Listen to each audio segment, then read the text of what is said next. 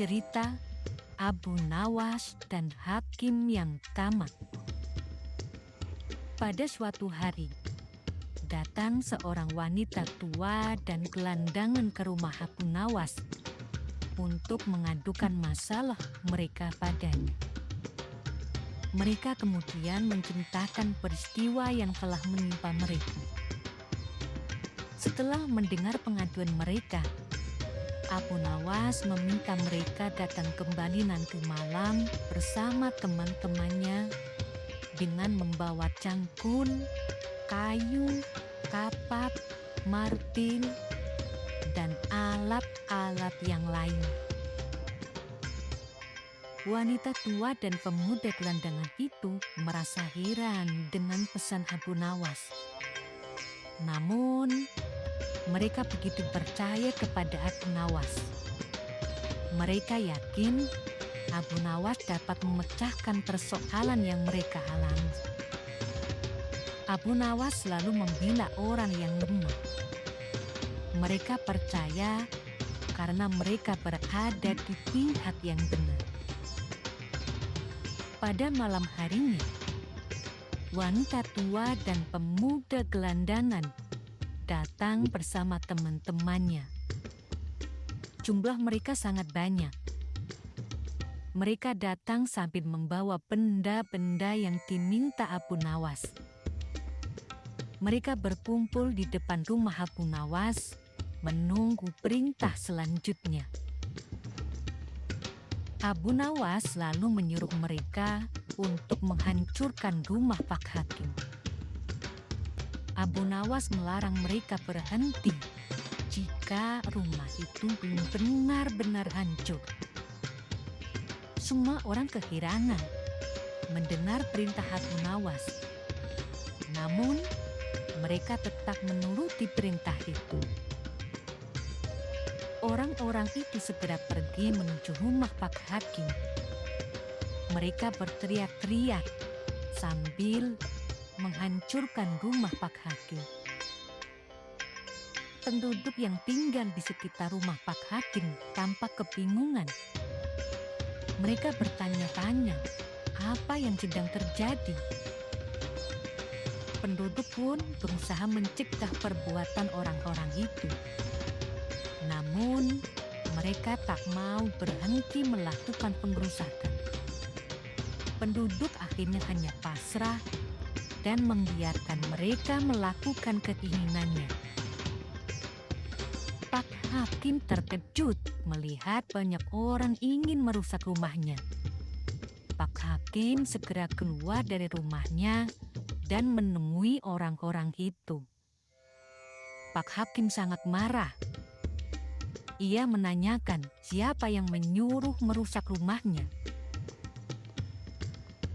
Mereka pun memberitahu bahwa mereka hanya disuruh oleh Abu Nawas. Setelah menjawab pertanyaan Pak Hakim, mereka bukannya berhenti, malah terus menghancurkan rumah tersebut hingga roboh dan rata dengan tanah. Pak Hakim tak berdaya melawan para perusak rumahnya. Jumlah mereka terlalu banyak. Hatinya sangat dongkol karena tidak ada orang yang membelanya. Ia pun bertekad akan melaporkan kejadian ini kepada raja. Keesokan harinya, Pak Hakim pergi ke istana untuk mengadukan kejadian semalam kepada sang raja. Ia ingin raja memutuskan perkara ini dengan bijaksana.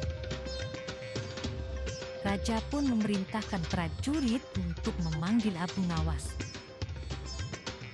Prajurit kerajaan segera menangkap dan membawa Abu Nawas ke istana.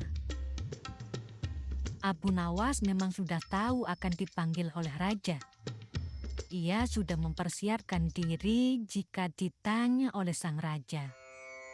Ia pun bersikap sangat tenang.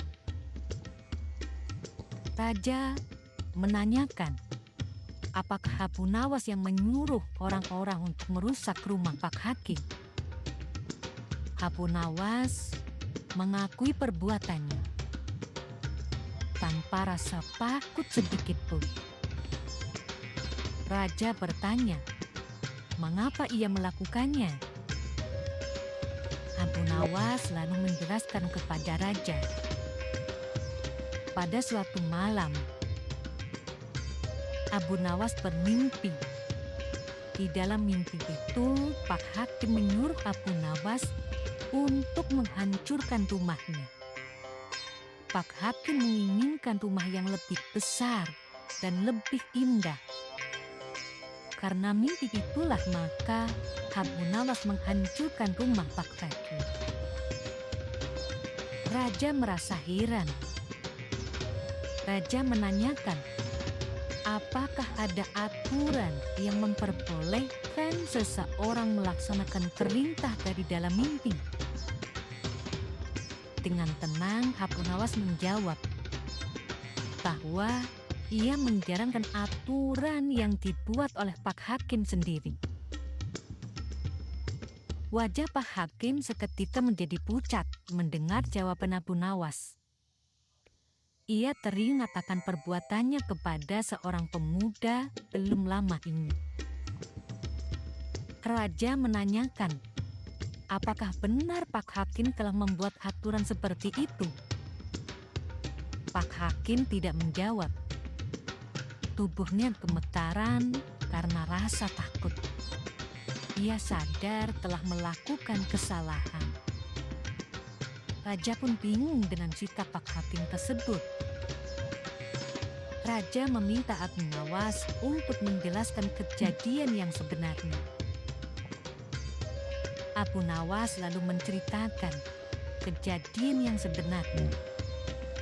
Pada suatu malam, seorang pemuda kaya bermimpi kawin dengan anak Pak Hakim. Di dalam mimpi, ia membayar mas kawin agak banyak. Pak Hakim mendengar kabar mimpi itu. Ia segera mendatangi si pemuda dan meminta mas kawin anaknya. Tentu saja pemuda itu tak mau membayar mas kawin hanya karena mimpi. Namun Pak Hakim merampas semua harta milik pemuda itu. Pemuda itu menjadi seorang gelandangan dan akhirnya ditolong oleh seorang wanita tua. Raja sangat terkejut mendengar cerita Abu Nawas. Ia memerintahkan Abu Nawas untuk memanggil si pemuda. Raja ingin membuktikan bahwa Abu Nawas tidak berbohong. Abu Nawas memang sudah menyuruh pemuda itu menunggu di depan istana. Abu Nawas segera memanggil pemuda itu ke hadapan raja. Raja meminta pemuda itu menceritakan kejadian yang dialaminya. Ternyata cerita pemuda itu sama dengan cerita Abu Nawas. Raja sangat murka. Ia telah salah mengangkat hakim yang tamak dan sewenang-wenang. Hakim itu dipecat dan seluruh hartanya diberikan kepada si pemuda. Pemuda itu sangat senang karena hartanya sudah kembali menjadi miliknya. Ia ingin membalas kebaikan Abu Nawas yang telah menolongnya. Ia akan memberikan sebagian hartanya sebagai hadiah. Namun Abu Nawas menolak pemberian pemuda itu. Ia menolong dengan tanpa pamrih.